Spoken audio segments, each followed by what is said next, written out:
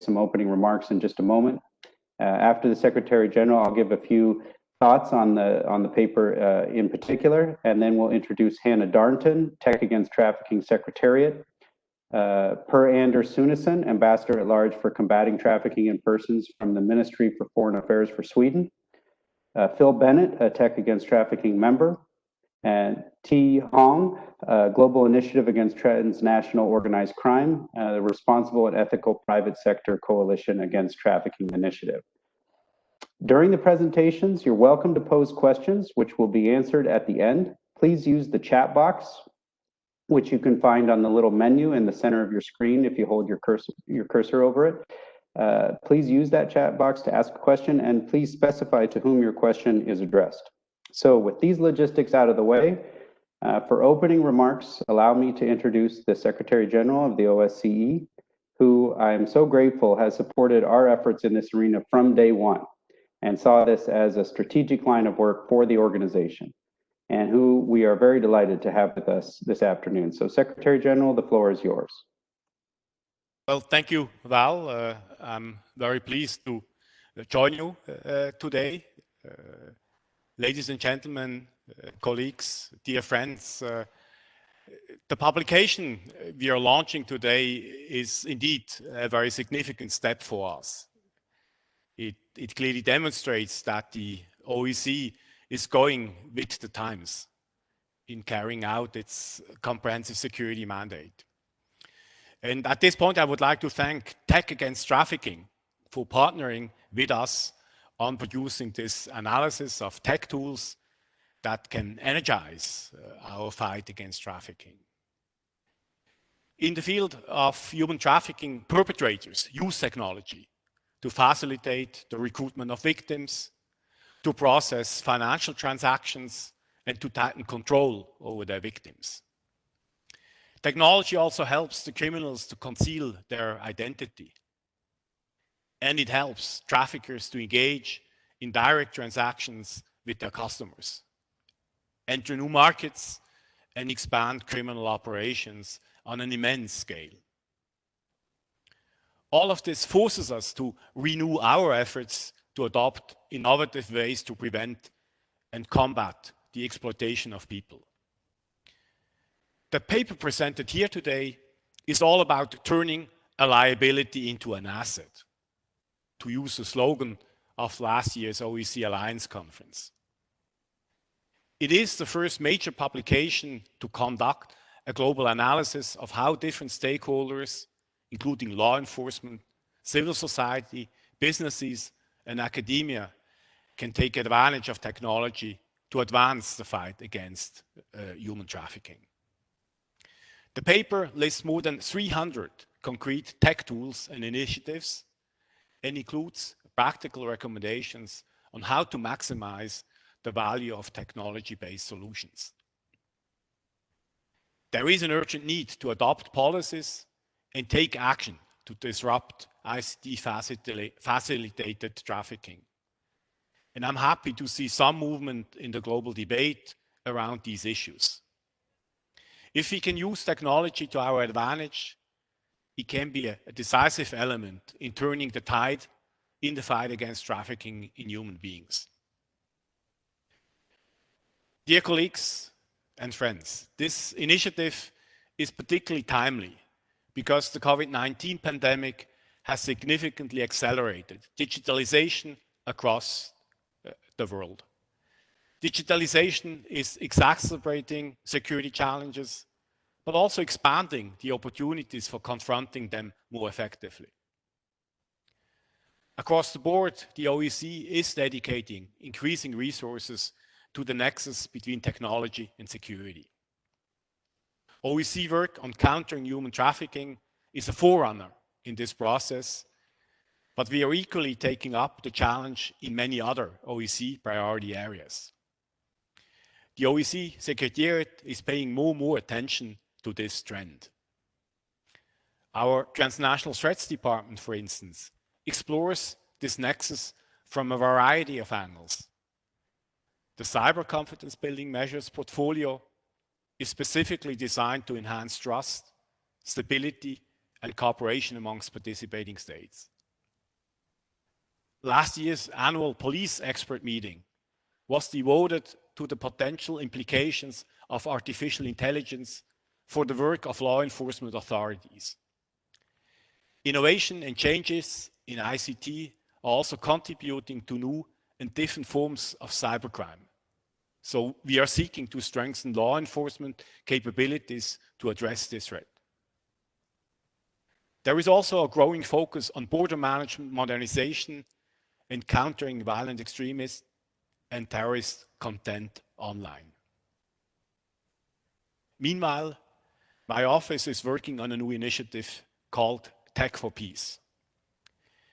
Tech for Peace aims at fostering East-West dialogue and cooperation on the shared challenges and opportunities that emerging technologies pose for security and stability in our region.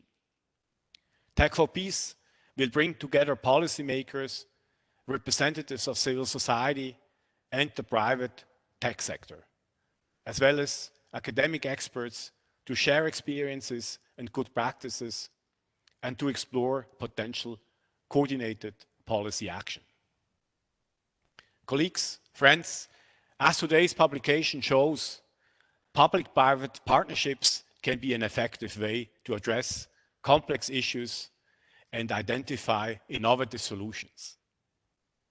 Multilateral fora like the OSCE can be a unique sounding board to promote such solutions in wide regions of the world and help build stronger institutions and safer communities. I look forward to the presentation of the paper and the discussion, and to further innovative initiatives of this kind. Thank you.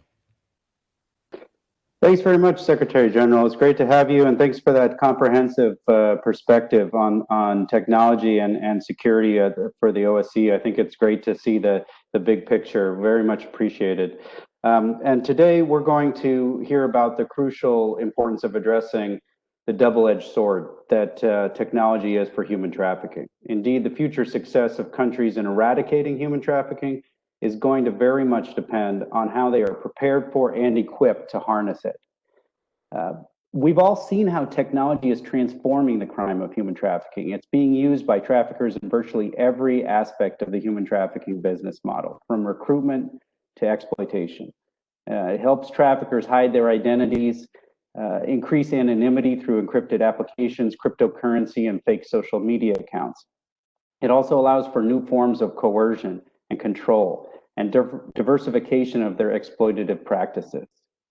Perhaps most importantly, and yet not often discussed, is it allows traffickers to create new forms of exploitation. Live streaming wasn't a thing until the internet came along, and now we have it, and it's incredibly difficult to combat. It also allows them to expand the marketplace and the volume of exploitation. This was all true and increasingly relevant before the COVID crisis, but of course now we're deeply concerned that the risks seem to be even greater. But our goal today, and really our goal with this project, is to also see opportunities in the midst of challenge. Our paper is ultimately dedicated to how technology can be used to proactively combat trafficking, to find more victims, to conduct better investigations, to improve access to services, to engage in better prevention. Perhaps most importantly, we want to show that technology can serve as a force multiplier in many situations to increase the capacity of anti-trafficking response systems beyond traditional human resources. In concrete terms, our publication takes stock of technology tools and initiatives developed to combat trafficking in human beings in its different forms. The first publication, and as soon as I say that, I'm sure we'll be proved wrong, but to our knowledge, it's the first publication to conduct a global analysis of how different stakeholders, including law enforcement, civil society, businesses, and academia, can take advantage of technology to advance the fight against human trafficking. In the course of identifying more than 300 technology initiatives across the globe, the paper considers tech tools and trafficking from a strategic perspective. Who develops those tools? Who are they intended for? What are the objectives of the tools? And in what context can they provide value? It also addresses ethical considerations, data protection issues, and the need to respect rights in the use of technology. My office in particular puts a strong emphasis on the need to combat human trafficking through a market-based intervention. That's why I'd like to stress the importance of data aggregation and analysis tools, which can identify major trends in the trafficking marketplaces and engage large numbers of trafficking actors at the same time. For example, I encourage you to take a look in the paper at tools such as Spotlight from Thorn, Telfinder, formerly Memex, or Project Intercept, which aim to greatly amplify the response to trafficking for sexual exploitation. These represent innovation that will help us confront the brutal scale of trafficking. But I'd also like to highlight technology tools which can have an impact in combating trafficking for labor exploitation in the global supply chains of companies. These tools, such as several different blockchain initiatives, but also others, are designed to amplify the response and prevent trafficking at a global scale in the context of labor exploitation. We hope that this research can also collectively inform our next steps as a community dedicated to combating trafficking. For example, we took note that the private sector and NGOs are the two main stakeholders behind the development of technology tools to fight human trafficking, and governments are lagging considerably behind in this regard. We also noted, and you can see in the charts in the publication, that despite increasing numbers of identified victims, the number of victim case management and support tools remains very low. So at a time when the number of victims is going up, we actually don't have the technology development in case management to support victim assistance in the way that we should. We also noted that businesses, while engaging with different tools for supply chain analysis, could do a lot more with the tech tools aimed at empowering workers in global supply chains. So it's not only one avenue that they could look at, they can look at multiple different intervention points with these tools. Finally, the paper also provides a set of general recommendations for all actors involved in the use of technology to combat trafficking, and a more specific set of recommendations for governments, including on strengthening partnerships with tech companies to invest in research and development. In this regard, I just wanted to take a second to stress that this is the first time that my office has conducted research in partnership with an organization associated with the private sector. And I can confirm that this partnership has been a true success, has benefited both the OSCE and TAT, as we are able to leverage our knowledge and expertise to increase our collective impact in the anti-trafficking field. Indeed, through this partnership with TAT, we hope to demonstrate the value of dialogue between governments and the private sector on this topic. So before I introduce our next speaker, let me just remind all the participants to please keep your microphones on mute so that we can hear the speakers and so that we can see the speakers. And with that, let me introduce one of the great partners that I've just been talking about, Hannah Darnton from the Tech Against Trafficking Secretariat, who has been really crucial to our partnership with TAT, but also to putting this paper together. So with that, Hannah, the floor is yours. Thank you so much, Val, and thank you to everyone joining us today. Really an honor to be here. And before jumping into the presentation, we'd really like to thank the OSCE for inviting Tech Against Trafficking and our team to both join this panel, but also for the opportunity to partner on this report, which we do think is a seminal report in how technology is going to be used, or has been used rather, in the fight against human trafficking. And with that, I'd love to share my screen. Cross your fingers that this works. Can you see my screen?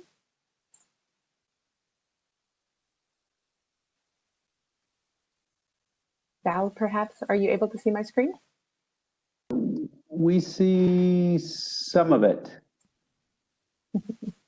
I'm hoping ICT, there we go. Very good. Perfect. Perfect, and it's just the PowerPoint then, right? Correct. Great. Okay, well, thank you so much. So Tech Against Trafficking is a coalition, as Val mentioned, of technology companies, including AT&T, Amazon, BT, Microsoft, and Salesforce.org. And these companies are collaborating with global experts to help eradicate human trafficking using technology. Launched in 2018, the goal of Tech Against Trafficking is to work with civil society, law enforcement, academia, and survivors to identify and support technology solutions that can disrupt and reduce human trafficking, that prevent and identify crimes, and that provide remedy mechanisms for victims and support survivors through innovative, collaborative guidance and shared resources. To inform the development of Tech Against Trafficking's long-term strategy, our first step was to map the landscape of existing technology tools being used to combat human trafficking. Speaking with other experts in the space, we found that OSCE was actually undertaking a very similar process. And the team at OSCE was extremely collaborative and open to sharing information and findings from day one. So really, this journey started when we were able to combine our efforts and thoughtfully think through the technology that was being used and have the opportunity to create a real step change in addressing these issues across the globe. The publication that was put out today really highlights the role that technology and the technology industry can play in combating human trafficking. What we hope that this paper shows is how technology can facilitate the creation of solutions across the anti-trafficking field, independent of industry or geography. Technology companies have a real opportunity to think through how they can proactively get involved in these issues. As Val mentioned, there are plenty of opportunities to engage in looking into your own supply chain, but there's also opportunities to leverage your in-house expertise, your staff, your time, and your resources to really address the issues head on. The use of technology often can have a multiplier effect in terms of organizational impact, but many of the biggest issues revolve around civil society capacity. Civil society organizations developing and deploying these tools have limited time, resources, personnel, which can create barriers and challenges to developing and maintaining effective technology solutions and scaling them. The maintenance of such tools in particular is extremely important, and organizations often receive funding to develop the technology. However, without ongoing resources and support, they may have difficulties keeping that technology up to date and operational, or being able to iterate and customize them on them to make them more effective. This can severely inhibit the usage and utility of such tools.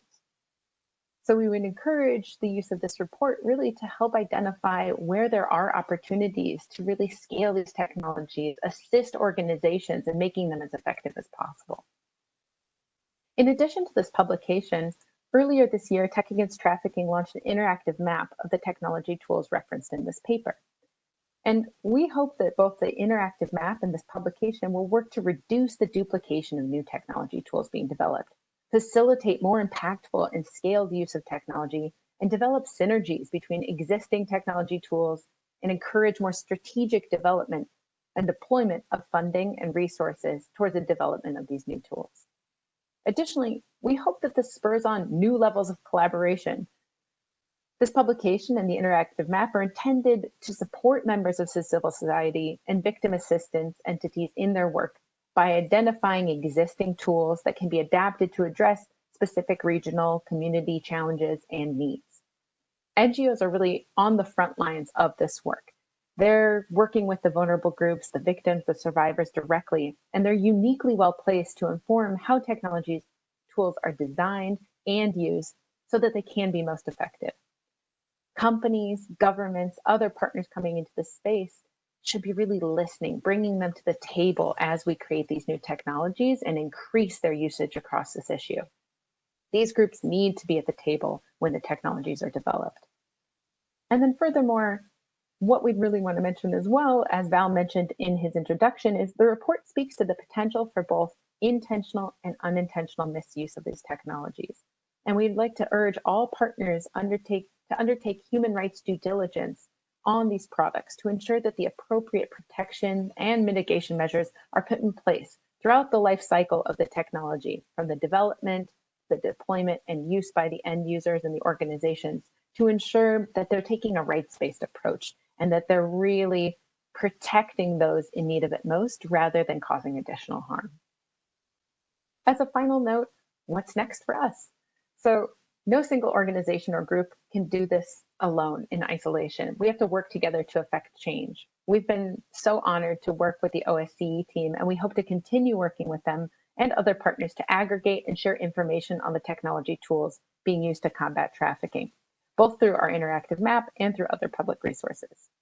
Eventually, and I'll give you a quick teaser of our interactive map here, what we'd like to do is not only display all identified technology tools that are referenced in this paper, but to continue building out the capabilities of this map so that it can be a living, breathing resource for all of you and other organizations in the space. We'd like to be able to highlight and identify trends and gaps in the system, and particularly around the use and impact of technology. We'd like to be able to showcase self-reported impact metrics of these tools so that they can see how they're faring, and those that would like to find partners can see which tools are being most impactful. And finally, we'd like to set up a communications platform where we can deploy, where those deploying these technology tools and those interested in creating or using similar technologies can share learning and best practices, provide guidance and advice, and partner to scale the use of select tools to new geographies or contexts. And with that, I'll pass it back over to Val, and happy to answer questions about this as we move forward. Great, thanks so much, Hannah. And once again, thanks for the great partnership we've had over the last months. It's been a really positive experience, and we look forward to great things to come. You've heard a little bit now from the OSCE and the TAT, the two partners who developed this project, and now we're going to turn to a representative from one of the governments of the OSCE, namely Per Anders Sunesson, Ambassador at Large for Combating Trafficking in Persons from the Ministry of Foreign Affairs for Sweden, and a very strong advocate around the globe for combating trafficking in human beings. Dear Per Anders, thank you so much for joining us, and the floor is yours.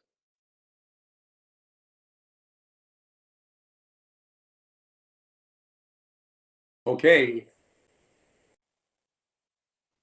Great, I can hear you. And you can see me, maybe? Not quite yet. There we go. Okay. Great. Okay. Thank you, Val, and hello, everybody. Welcome to my kitchen in Sweden, Stockholm. Dear colleagues, friends, the value of an international organization depends on several parameters. One such is what kind of added value the organization brings to its members.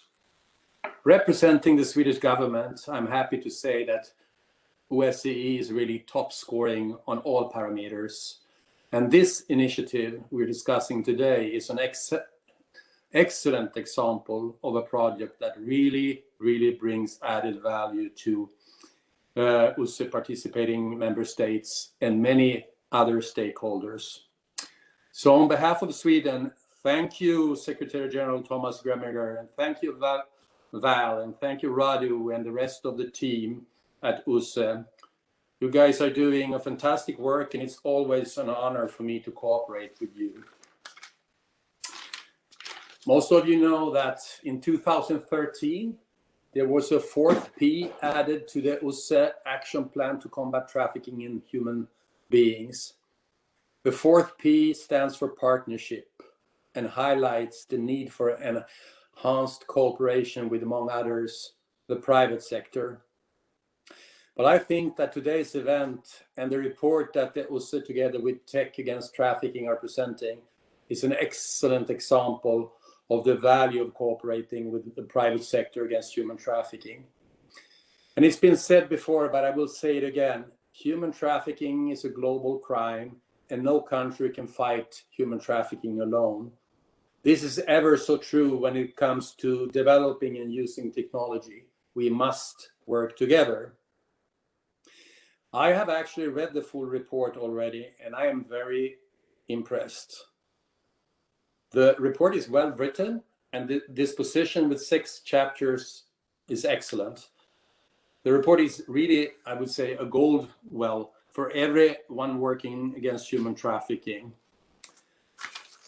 both for governments and for other anti-trafficking stakeholders. The report provides us with up-to-date information about how tech is used by traffickers, and up-to-date information about existing tech solutions for combating trafficking. And I will repeat myself, I believe the report is of huge value for law enforcement, civil society, businesses, and academia, who can and must take advantage of technology to advance the fight against human trafficking. I also want to give a special praise to Chapter 4, in which there is an important discussion about ethical considerations and data protection. Like already been said, it is important to harness today's digital revolution to combat human trafficking, as technology provides us with this opportunity. But it's also very important, like Anna just said, that we take ethical considerations. It's important that human rights-based approach is used in the design, development, and deployment of tech solutions, including artificial intelligence. I also really want to applaud you for the recommendations that are provided in Chapter 6. I find them very well balanced and very relevant. So to summarize, thank you, OSCE, and thank you, Tech Against Trafficking, for your groundbreaking cooperation and work on this project, and for an excellent report. A report that I hope we will have many opportunities to discuss also in regional seminars with relevant stakeholders. And I know I will. I'm already planning to invite all relevant stakeholders in Sweden for such a discussion. And Sweden would also be happy to co-host a seminar about using tech in Stockholm this fall, if there's an interest for such an event from OSCE and Tech Against Trafficking. With that, thank you again, and please, Val. Ambassador, thank you so much, and I deeply appreciate the transition there, the pivot to action. That's fantastic. We would definitely welcome continued collaboration with you and with the Swedish government on how to advance this topic, and we look forward with great anticipation to the Swedish chairmanship of the OSCE in 2021. So thank you so much for your thoughts. And with that, we're now going to turn to Phil Bennett, who is a Tech Against Trafficking member and has had a long career in the private sector. So he understands, I think, the intersection of this topic with the private sector, and we're delighted to have him join us. Phil, thanks so much for being a strong supporter of this project and for in fact, speaking on this topic at the Alliance Conference last year, and we're delighted to have you back with us again. Phil, the floor is yours.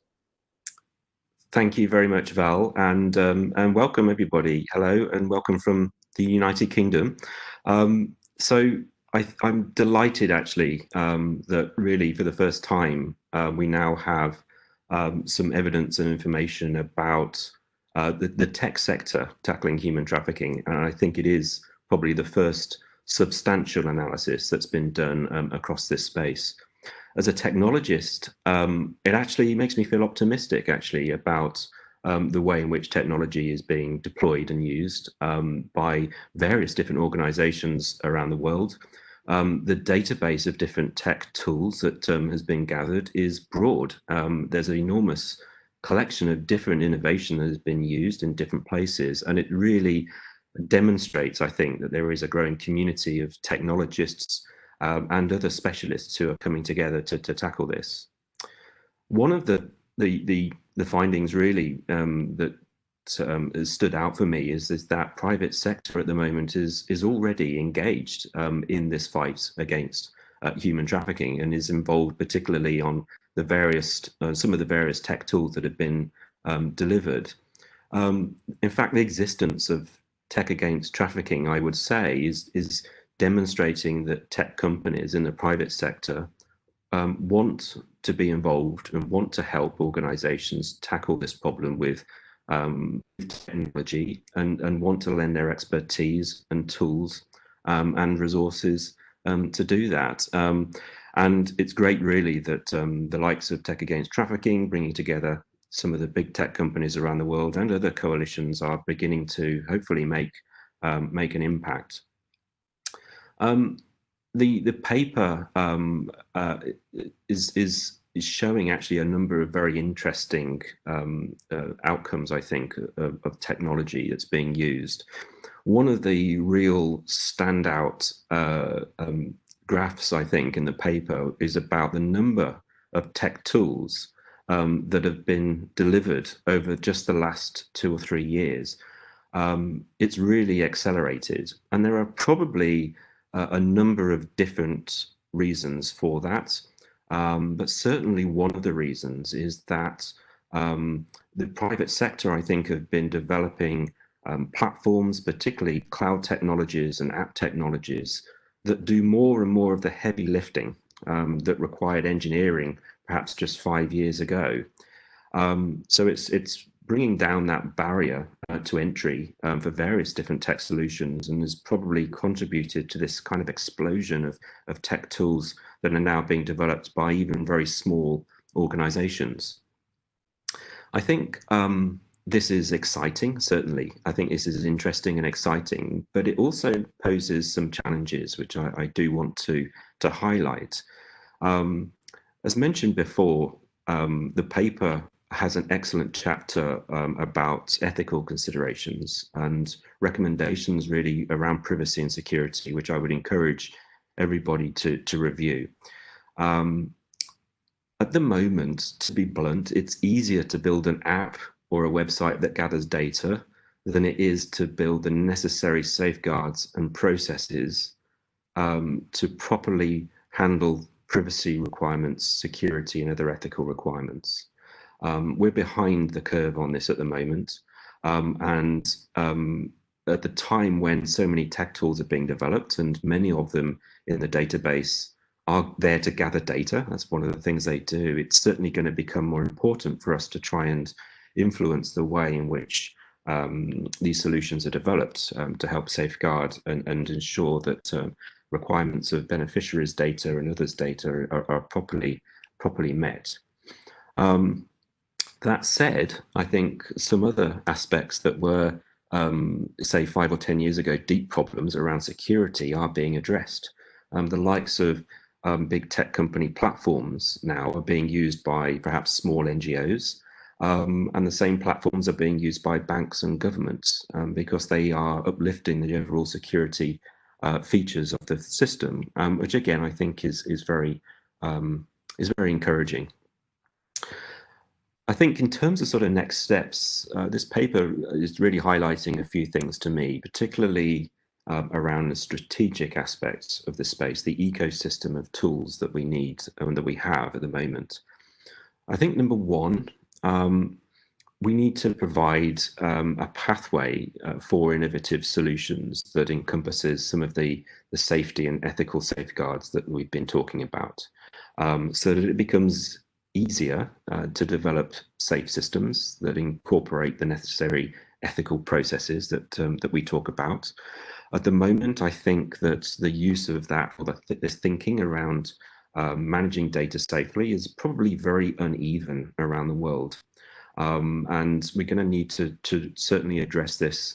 And it can be done by building toolkits and technology on top of core platforms that, again, tackle some of these sometimes more expensive issues that can be done cheaply. And I think that's something that personally I'm going to be taking away from this. The other thing from a tech strategy perspective is that a lot of the solutions, with a few notable exceptions actually, but a lot of the solutions are point tech solutions. That is, they are solving a particular or tackling a particular problem in a particular region by a particular organization. There is very little sort of connective system between these different systems that enable processes and data to be shared safely and enable organizations to collaborate with each other more effectively. When you sort of compare, I say, compare certain sectors in a for-profit world with the non-profit world and government, we see a lot of this infrastructure is missing, particularly between, say, government and non-profits and research.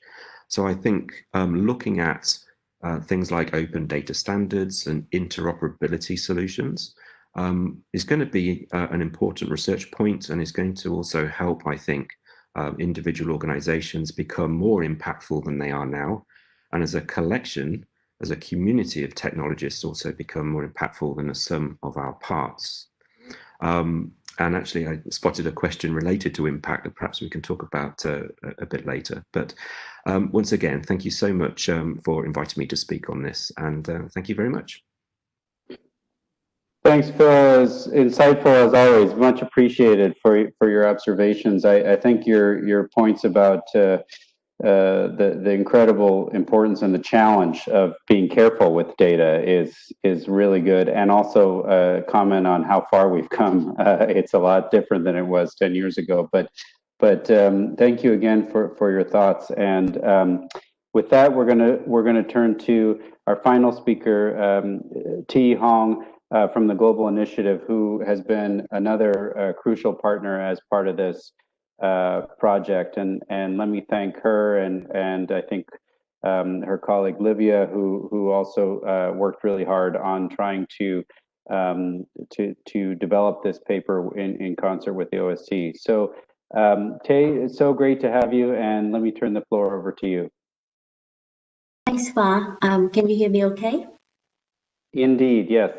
Great. I'll just quickly share my screen. I hope you could see my screen now. Yes, we can. Thank you. Great. Thanks for having me in the Global Initiative in this important paper launch. So a little bit about myself. I'm an analyst working with the global crime subjects, specifically coordinating the RESPECT initiative, responsible, ethical, private sector coalition against trafficking. So the Shell is a network of stakeholders dedicated to addressing transnational organized crime through inclusive multi-stakeholder perspective and also innovative approaches. We started with 27 founding members, and now we expanded to more than 500 members with more than 60 full-time staff of the Secretariat spreading across 5 offices around the globe. RESPECT is one of the GTalk flagship initiatives. So among the RESPECT main projects and activities, as you could see on screen here, is the Tech Against Trafficking. So together with the Business for Social Responsibility, who is the TAT Secretariat, lead of Tech Against Trafficking. And here, as the research lead of Tech Against Trafficking, we conducted the landscape mapping analysis of technology tools developed to fight human trafficking, and I will briefly present some of our key findings of the mapping analysis. So among the more than 300 tech tools which we identify and compile, we group them or classify them according to their primary goals. As you can see here on the pie chart, more tools, like about quarter of tools focus on victim or trafficker identifications. Another quarter use or address supply chain management and corporate risk identification. However, only about 6% of tools address victim case management and support, and also less than 5 focus on ethical shopping, payment security, privacy, and personal identity.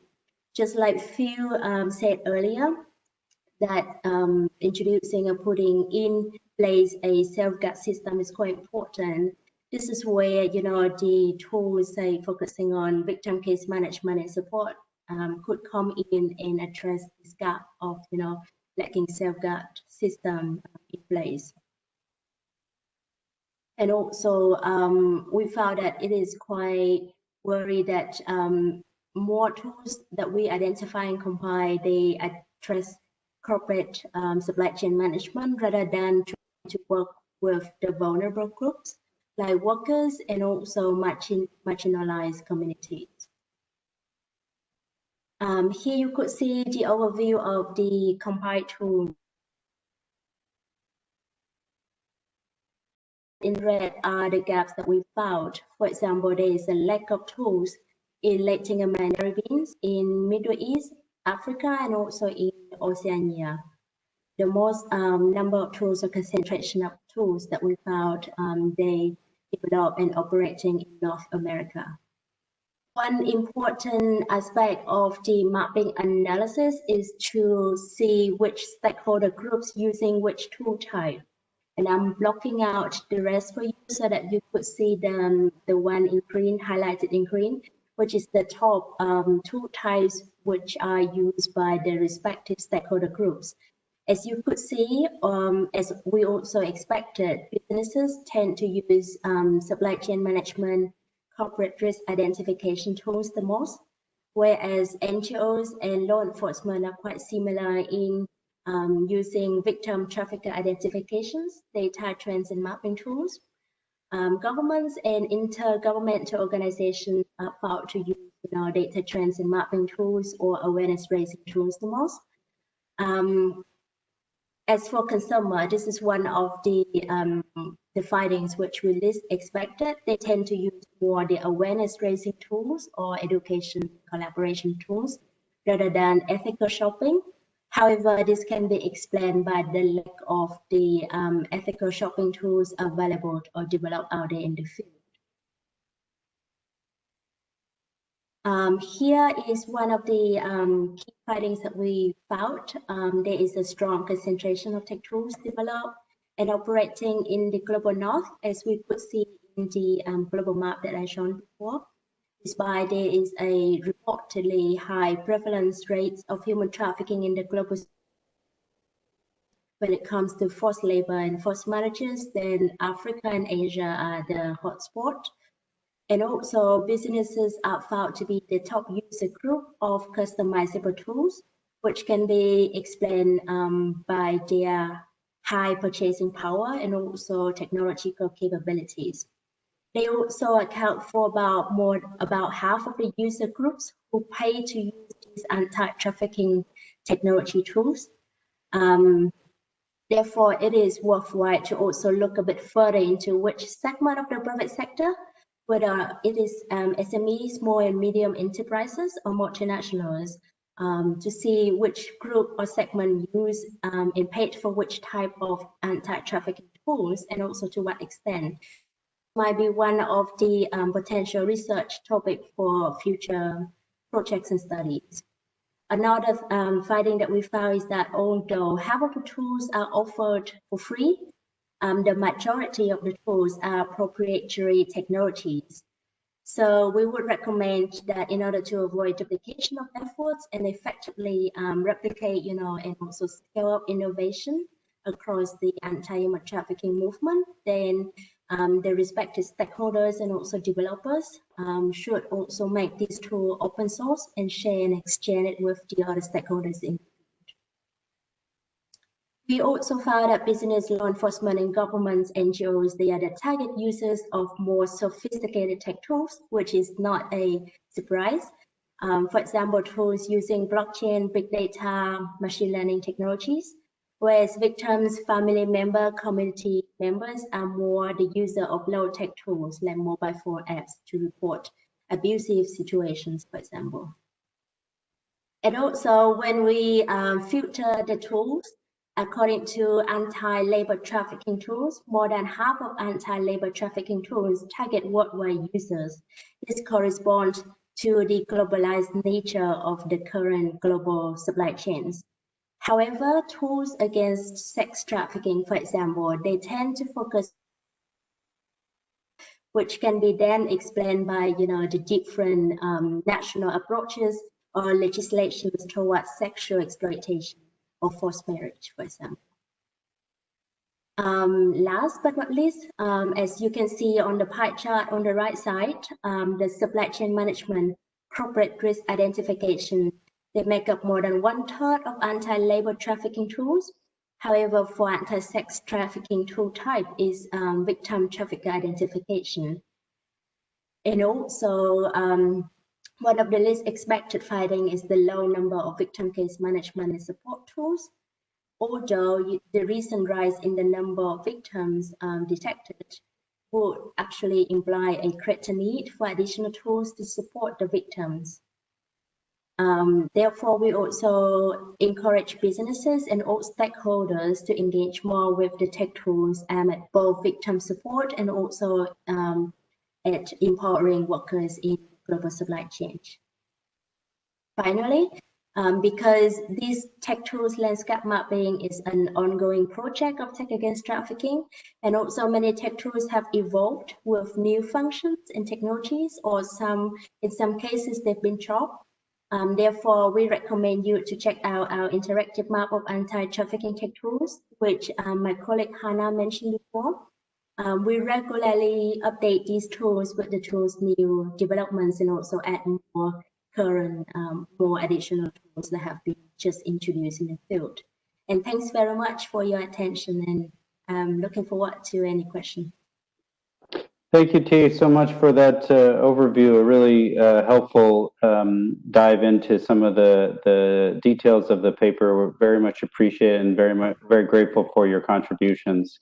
We saw a couple questions here, and I'm going to turn it over to Hannah in just a second to talk a little bit about the conversation going on and impact. But before we do that, I just want to recognize the conversation that was also going on around the intersection between trafficking for sexual exploitation and child sexual exploitation. And what I can say about that is in line with the conversation that's happening in the chat, which is that those two things are not always the same. All trafficking for sexual exploitation obviously doesn't constitute child exploitation, sexual exploitation, nor does all child sexual exploitation constitute trafficking.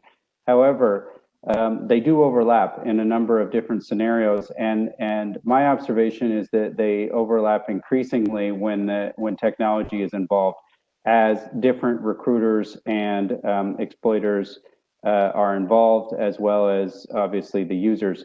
And all of this is discussed in the paper in chapter 1 on the misuse of technology. So I encourage you to take a look at it. And in fact, we highlight a case in Norway that involved live streaming, and the viewer was actually charged successfully and convicted of trafficking. And so you can take a look in that chapter at that case. So it is definitely a topic that's on everyone's mind right now, is where do you draw the lines? A lot of it's going to depend on the individual statutes of each country as well. But I think it's a really important conversation. I'm glad that it was brought up. In that regard, let me also just note that Radu has shared a link. The suspense was killing folks, I'm sure, but Radu has shared a link to the paper in the chat. So you can go pull it up right now if you'd like to. So Hannah, would you like to talk a little bit about impact? Me too. I think that this is an interesting question because impact can really be measured at a couple different levels. We've done it in a few ways here at Tech Against Trafficking. So when we first identified the initial set of 300 technology tools, we created an evaluation rubric that took into account 6 main criteria and allowed Tech Against Trafficking to evaluate each tool in terms of the support that we might be able to provide. So it was very specific to how Tech Against Trafficking could involve or support those different technology initiatives. On a broader level, what we're doing is measuring our own impact. So in terms of the support that we're providing, what change does that incur in the field writ large? And that's a process that is ongoing and that we hope to have additional publications out by the end of the year.